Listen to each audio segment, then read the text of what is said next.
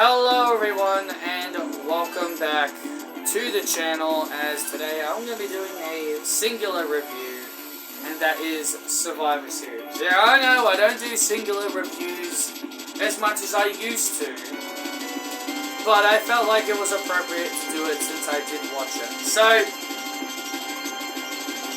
what are my thoughts?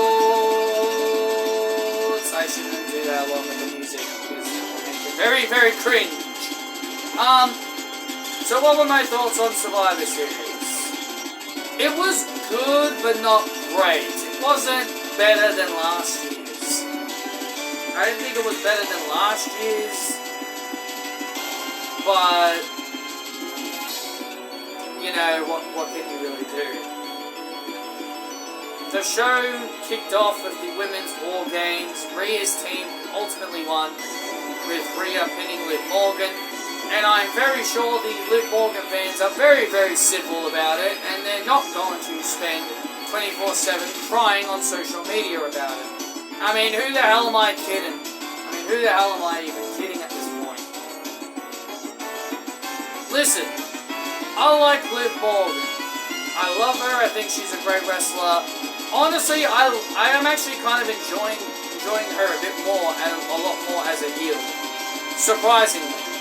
And again, I want to basically say that everyone again continues to think Liv Morgan's reign is better than Rhea's, which, you know, again is false.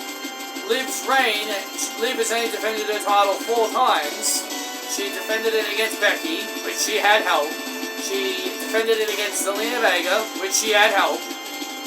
If she needed help to beat Zelina Vega, then there was something wrong with her. And also, she defended it twice against Rhea. So that's about four title defenses in about 200 and so days, where Rhea had 9 title defenses in 380 days. Until Liv Morgan can have the title longer than Rhea. Like, for her reign to be better than Rhea, she has to have it longer than Rhea, which she won't. And she needs to have more title defenses than Rhea, which she most likely won't. Here's the thing. The Women's IC title is definitely going to put more of a damaging effect on Liv Morgan's status as a fighting champion. Because, you know, Rhea Ripley is going to be the only person in the Women's World Title division. Yes, I know, Io Sky is challenging for the title, and then you got Dakota possibly challenging for the IC belt. So that kind of leaves Damage Control kind of out in the open of where their status is going to be. But you have Unholy Union, Pure Fusion Collective, Katana and Kaden, and then you also have Damage Control, whichever pairing go after the tag team titles.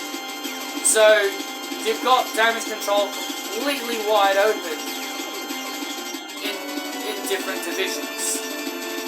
And again, majority of the women in the women's division, like Zelina, Sonya, Ivy, Lyra, etc., who are not in a tag team, are going to be in the IC division, which is roughly about 5 to 6, maybe 7 people. Which again puts a big hole in the women's world title scene if you want to have Rhea and Io in that discussion. So that leaves Liv Morgan with only 2 people to defend against. So again, this mid-card belt has really put a lot more damage in the division. But apparently it's what the fans wanted, and I shouldn't be doubting Triple H and all that. It's what the fans wanted. Yeah, well, sometimes I don't care what the fans want. Sometimes what the fans want does more harm than good.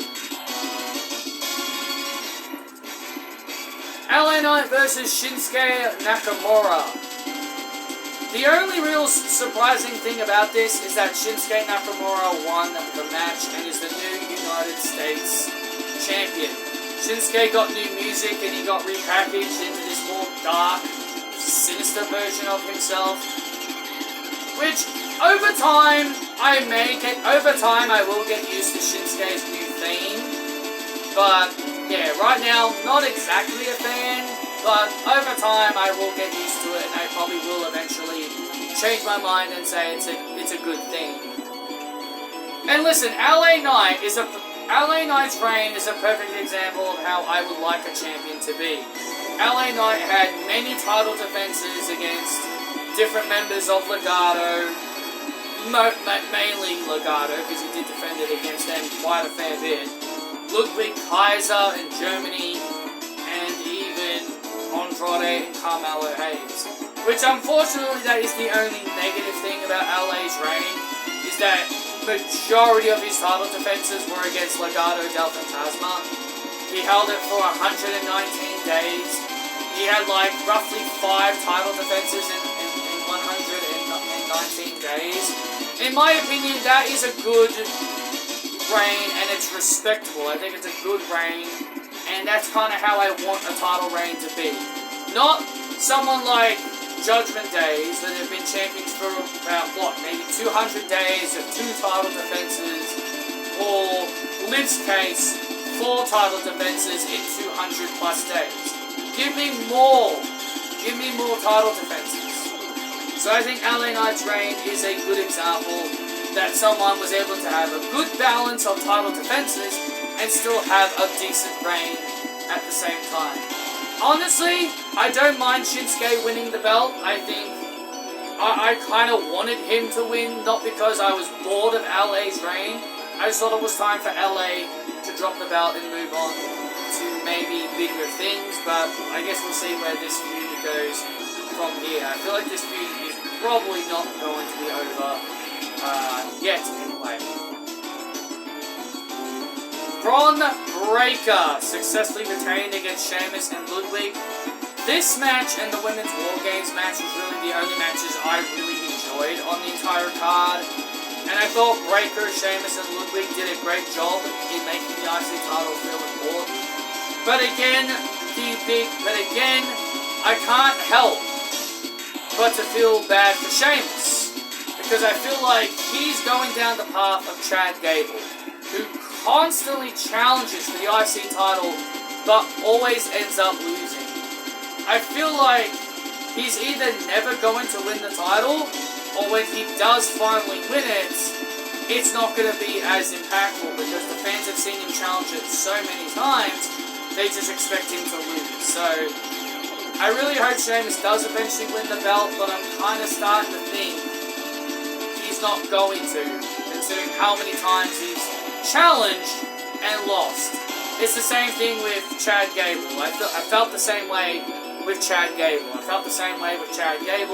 He challenged Sami Zayn 4 times, Gunther twice, and lost every single time. So I do hope Sheamus does eventually win it, but the fact that he's challenged it for so many times at this point and has ultimately lost every single time, I'm starting to think he may never get to that elusive Intercontinental Championship.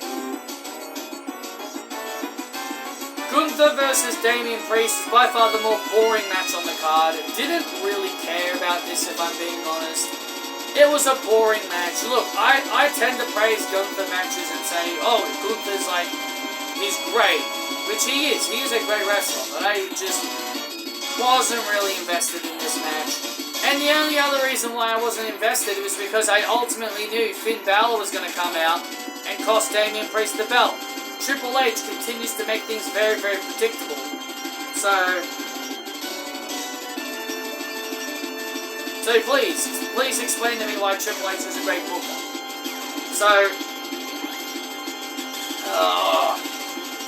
that was really the only bad thing in my opinion, was Finn Balor getting involved, because it was so predictably obvious. Main event match was the Men's War Games, the OG Bloodline defeating the New Bloodline. In my opinion, Bronson Reed was the only real thing that was keeping me interested in it. But overall, I just didn't really care. If you guys have followed my channel long enough, you guys know I am done with this Bloodline nonsense. And I know for a fact it's not over. I want this Bloodline stuff to be over, but I know for a fact it isn't going to be over. Because it never ends. It's a never-ending saga.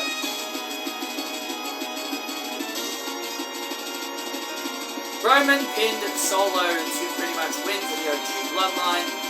I'm kind of surprised CM Punk didn't turn, because I thought maybe Punk would have turned. I was expecting someone to turn, but that didn't happen. And you know what? Here's the thing. Here's another thing I will say before I close off this video.